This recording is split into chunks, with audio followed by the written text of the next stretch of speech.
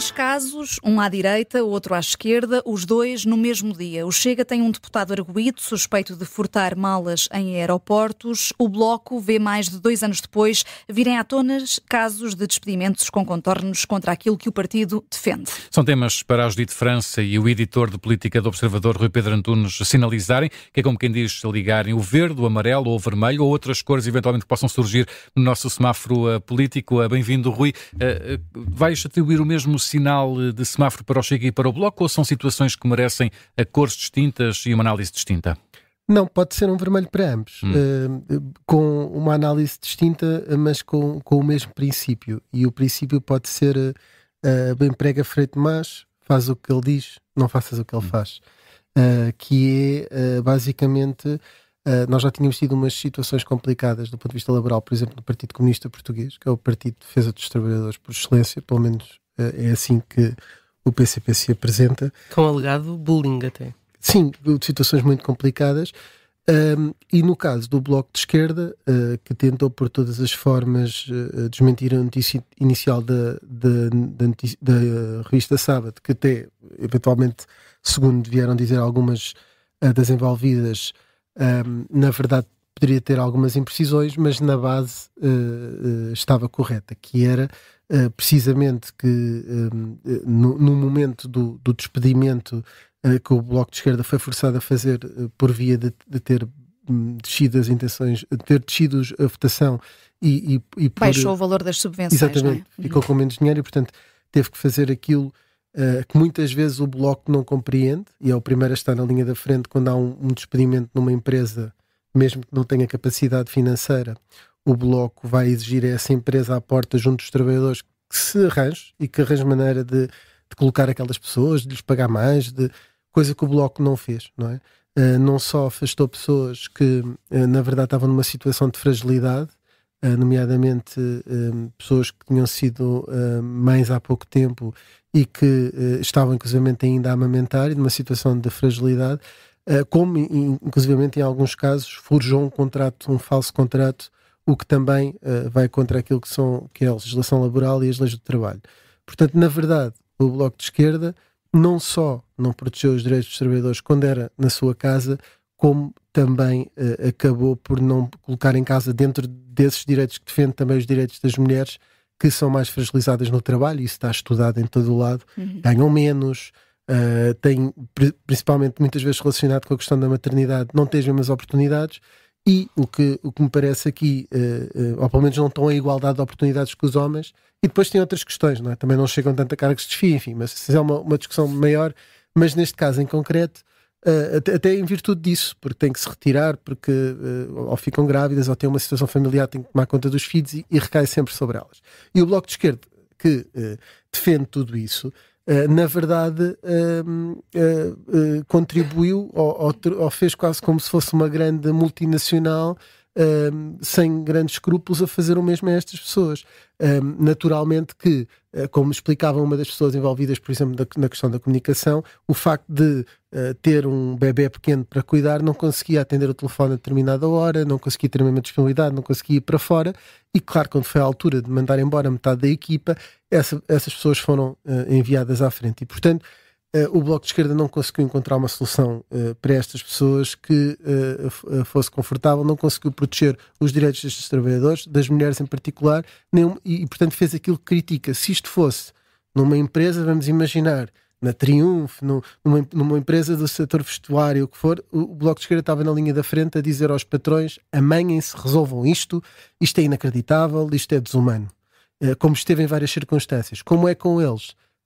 Já não o fazem. Portanto, isto é muito mau para a imagem do partido, principalmente, como nós vemos aqui no Observador, quando a Catarina Martins, que propriamente não quer saber da condição económica dela, mas foi deputada há muitos anos e, portanto, não há de ter a situação mais fragilizada possível. Enfim, cada um tem a sua vida, mas no período em que estava para se candidatar ao Parlamento Europeu e que deixou de ser líder, arranjaram-lhe imediatamente um salário, como aliás o Observador noticiou, e durante uns tempos foi funcionária do partido.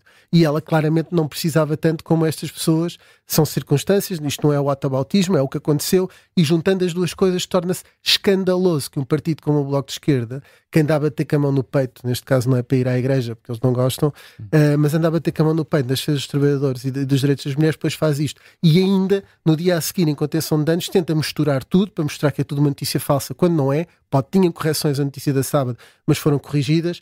E, na verdade, ainda diz uma trabalhadora que trabalhou no Bloco de Esquerda que andaram pessoas que são feministas e defendem os direitos das mulheres de forma muito, enfim, com grande virtuosismo e de forma muito permanente, andaram a distribuir o comunicado por esses grupos, a dizer que era mentira, etc., em vez de se preocuparem em defender os direitos das mulheres. E, portanto, muito mal o Bloco de Esquerda nesta história, tem muitas explicações para dar, é o pior que podia acontecer a um partido como o Bloco de Esquerda, que de facto está sempre na linha da frente de defesa destes direitos, é preciso dizer, não é?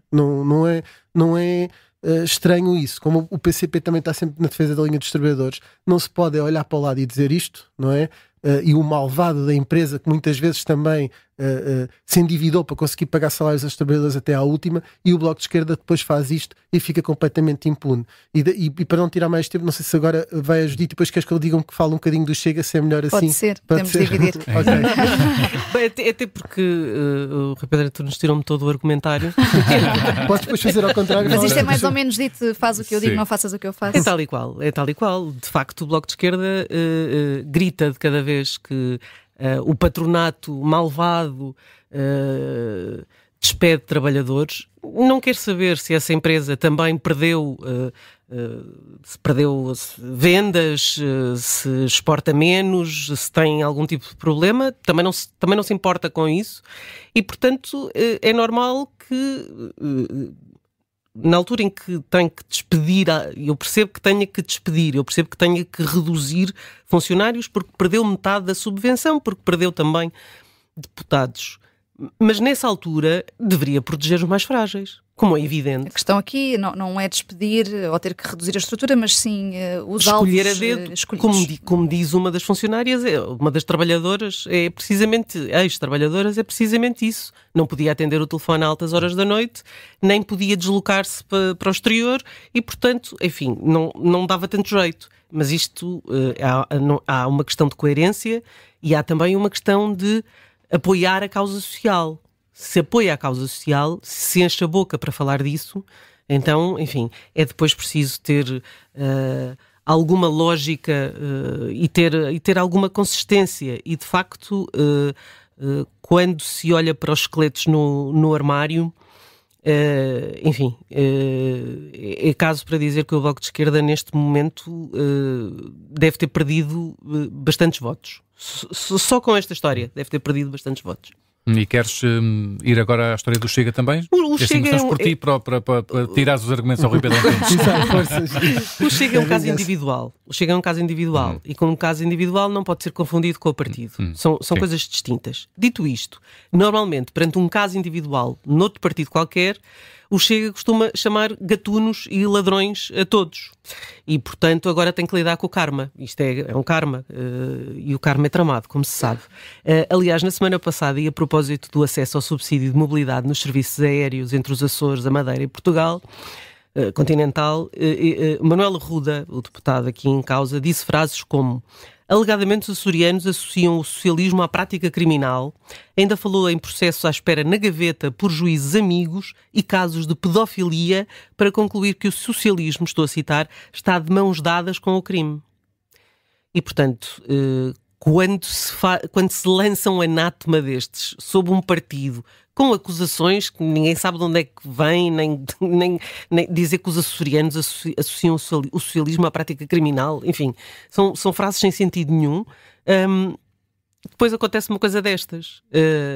Nós não sabemos, sabemos sempre que é alegadamente, todos são presumíveis inocentes. Mas, por exemplo, o Jornal de Notícias diz que há imagens de videovigilância ao pé dos tapetes os tapetes rolantes das malas nas chegadas. Depois também há uma coisa completamente incongruente, que é o Expresso diz que havia artigos valiosos e o advogado do Manel Arruda vem dizer que é só tralha. Mas tralha pode ser aquilo que se apanha quando se escolhe uma mala ao acaso.